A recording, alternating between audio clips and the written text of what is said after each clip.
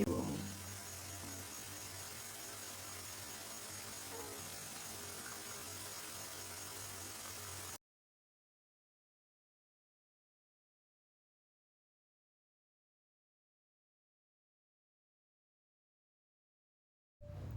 আজ আপনাদের ক্ষীরের পুর ভরা নকশা পিঠে করে দেখাবো।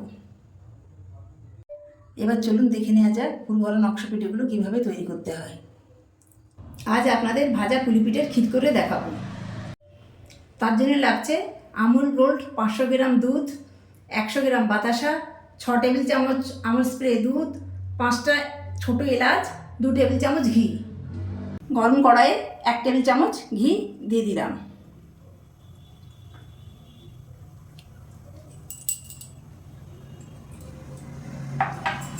দিয়ে নেড়ে নিলাম।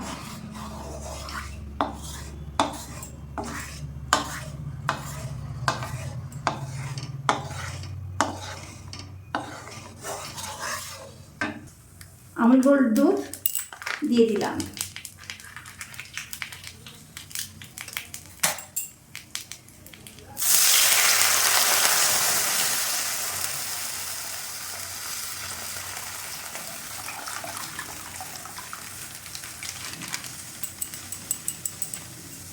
দিয়ে নেড়ে নিলাম। দুধটা উষ্ণ গরম হয়ে এসেছে, এর মধ্যে 6 টেবিল চামচ গুঁড়ো দুধ দিয়ে দেব। 2 টেবিল চামচ দুধ গুঁড়ো দুধ দিলাম, দিয়ে আস্তে আস্তে নাড়তে থাকলাম যতক্ষণ না গুলে যায়, যেন না ডেলা ডেলা থাকে। আবার 2 টেবিল চামচ গুঁড়ো দুধ দিয়ে দিলাম, আবার নাড়তে থাকলাম। এইভাবে সব দুধগুলো আমি দিয়ে দেব। আমুল স্প্রে গুঁড়ো দুধগুলো সব গুলে গেছে। এইভাবে আমি নাড়তে থাকবো যাতে না নিচে ধরে যায়। যতক্ষণ না দুধটা গাঢ় হয়ে আসছে ততক্ষণ আমি নাড়তে থাকবো। দুধ গাঢ় হয়ে এসেছে, এবার আমি 100 গ্রাম বাতাসা দিয়ে দিলাম, দিয়ে নেড়ে দিলাম।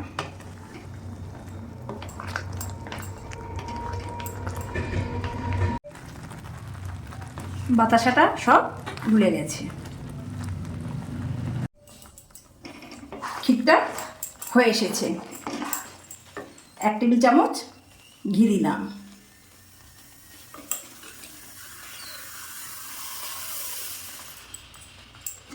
দিলাম যাতে না কড়ার গায়ে লাগে।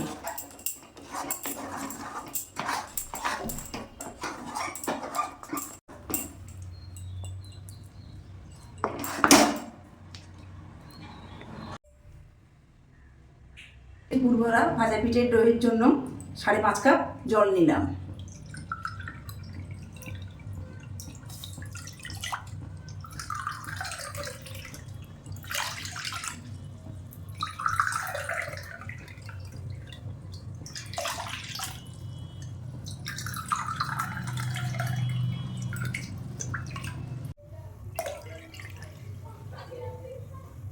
জলটা ফোটার জন্য আমি চাপা দিলাম। পুর ভরা ভাজা পুলি পিঠের জন্য 4 কাপ আতপ চালের গুঁড়ো, 1.5 কাপ সুজি নিয়েছি। যে কাপের মাপে জল দিয়েছি সেই কাপের মাপে আমি চালের গুঁড়ো সুজি নিয়েছি। এবার আমি সুজি স্বাদ মতো লবণ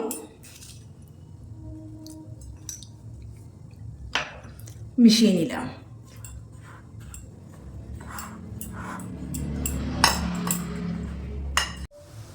জলটা ফুটে এসেছে। ফুটন্ত গরম জলের মধ্যে আতপ চালের গুঁড়ো, সুজি, লবণ মেশানো গুঁড়োটা আমি দিয়ে দিলাম অল্প অল্প করে। গ্যাসটা আস্তে করে দিলাম।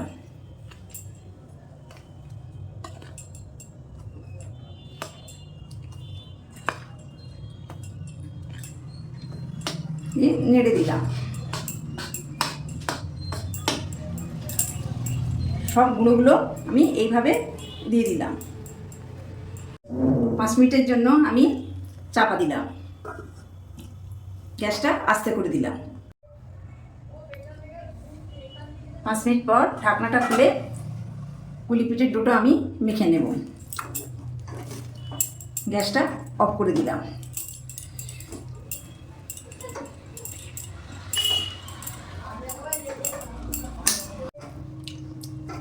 ডোটা আমি একটি পাত্রে নামিয়ে নিয়ে ভালো করে মেখে নেব।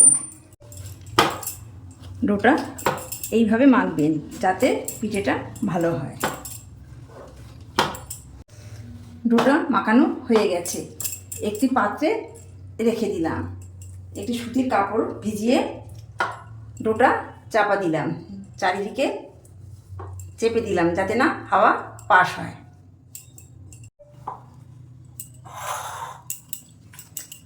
পুর ভরা ভাজার পিঠেটা করে দেখাবো।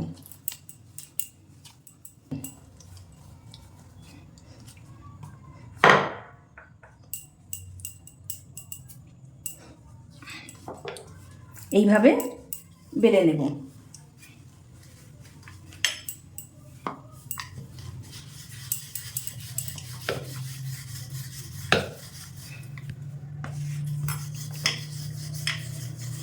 এইভাবে বড় করে বেলে নেব।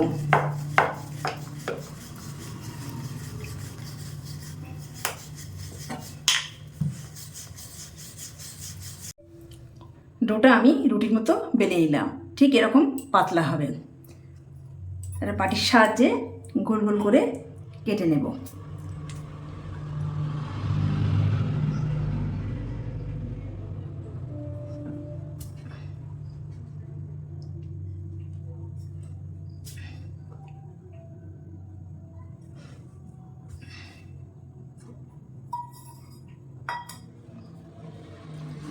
এইভাবে লাচি করে নেব।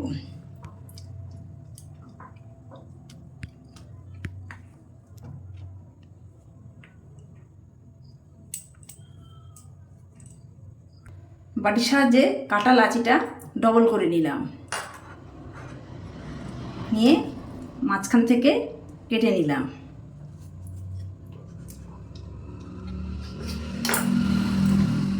কেটে নিয়ে জল দিয়ে মুড়ে নিলাম, মুড়ে চেপে নেব যাতে না খুলে যায়।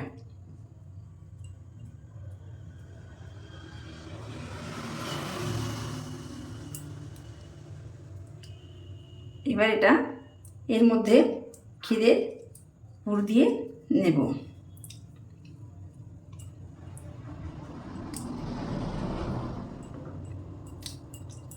আবার জল লাগিয়ে নেব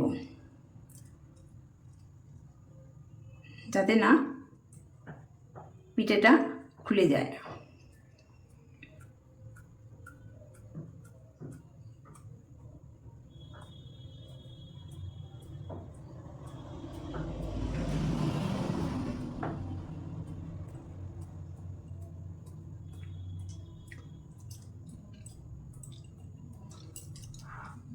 ছুরির সাহায্যে কেটে নেব।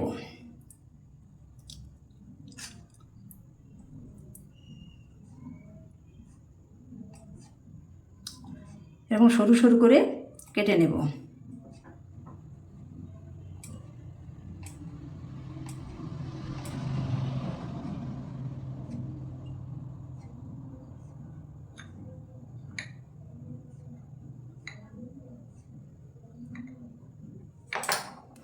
হাতের তালুতে তুলে নিয়ে এবারে 3টে এরকম করে জুড়ে দেব, দিয়ে ফুলের পাপড়ির মতন করে নেব।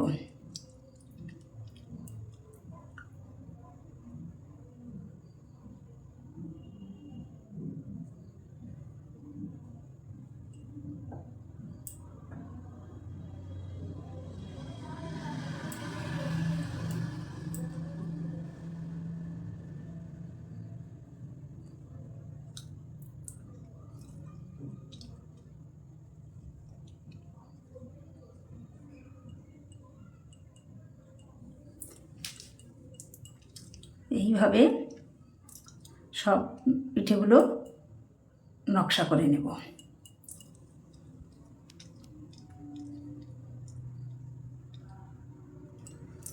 এইভাবে সব পিঠেগুলো নকশা করে নেব।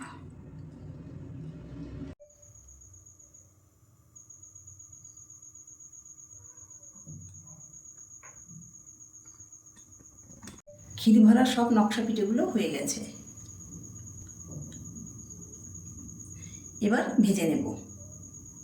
গরম কড়ায় ফরচুন সাদা তেল দিয়ে দিলাম ভাজার জন্য।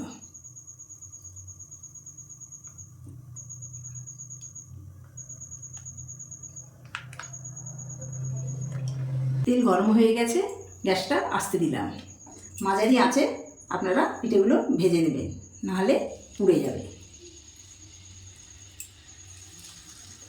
এইভাবে পিঠেগুলো ছেড়ে দিলাম।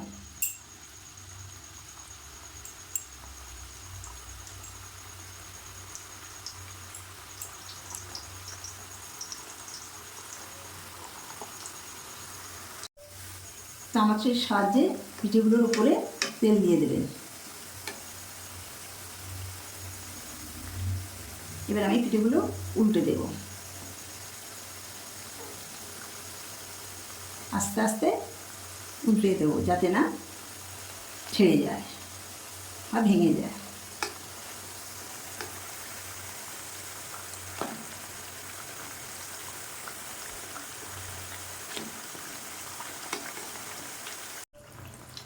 দু তিন মিনিট পর পিঠেগুলো উল্টে দিলাম।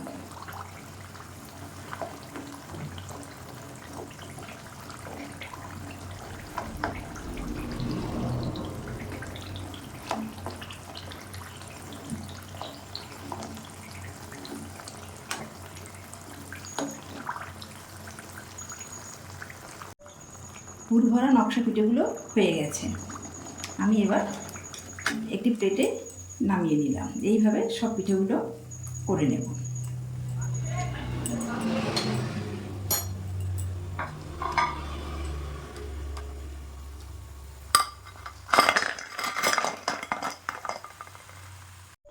পুর ভরা নকশা পিঠেগুলো সব হয়ে গেছে। দেখুন পিঠেটা খুব মুচমুচে হয়েছে, শব্দ হচ্ছে কড়মড়, হুড়মুড়ে শব্দ হচ্ছে। ক্ষীরের পুর ভরা পিঠেটি আপনারা বাড়িতে একবার অবশ্যই বানাবেন। ভিডিওটি ভালো লাগলে লাইক, শেয়ার ও সাবস্ক্রাইব করে চ্যানেলটির পাশে থাকবেন।